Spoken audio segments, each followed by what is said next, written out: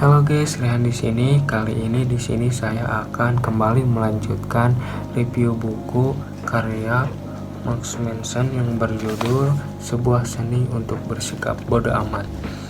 Kali ini di sini saya akan mereview bab 4 yang diberi judul oleh Mark, yaitu nilai penderitaan. Pada bab 4 ini Max Manson kayak bilang banyak orang yang merasa hidupnya kacau, bingung, atau tidak puas bukan karena mereka kurang usaha, tapi karena mereka menggunakan nilai yang salah. Nilai di sini maksudnya adalah hal yang kita anggap penting dalam hidup.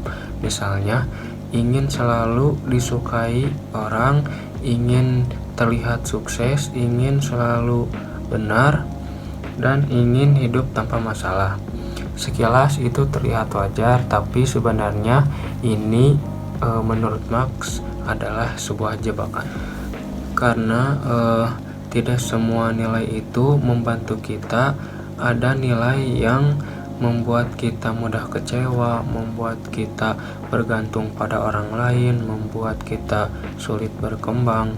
Contohnya kayak kalau kita menjadikan pendapat orang lain sebagai patokan utama, maka hidup kita akan naik turun tergantung penilaian orang. Hari ini dipuji, senang, kalau besok dikritik ya merasa sedih atau hancur.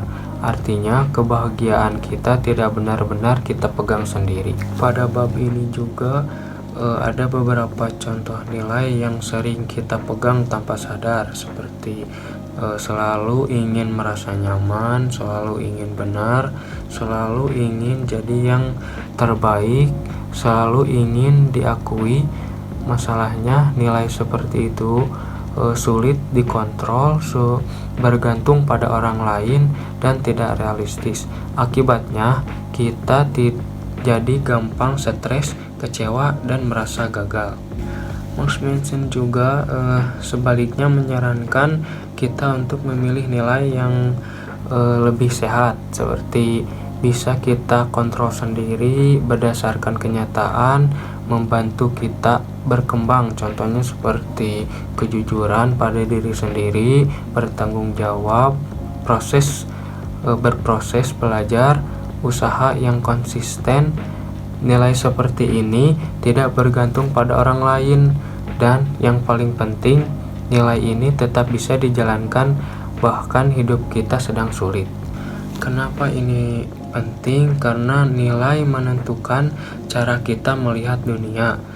Kalau nilai kita salah, maka kita salah menilai diri sendiri, salah menentukan tujuan, dan akhirnya merasa hidup kita tidak memuaskan. Tapi kalau nilai kita tepat, hidup terasa lebih jelas. Kita tahu apa yang penting dan apa yang bisa kita abaikan. Misalnya ada dua orang yang gagal dalam ujian. Orang yang pertama mempunyai nilai, aku harus selalu sempurna. Dia ketika gagal dalam ujian akan merasa hancur, malu, dan tidak berguna. Tapi orang yang kedua mempunyai nilai, aku belajar dari kesalahan. Ketika dia gagal, dia akan merasa kecewa, tapi langsung memperbaiki diri. Masalahnya sama, tapi cara menanggapi dan nilainya dan pengalaman hidupnya yang berbeda. Kenapa? Karena nilai yang mereka pegang berbeda. Jadi hidup kita ditentukan oleh apa yang kita anggap penting. Kalau kita salah memilih nilai, hidup terasa berat. Kalau kita memilih nilai yang tepat, hidup akan terasa lebih bermakna. Mungkin cukup sekian review buku kali ini. Lanjut part 5.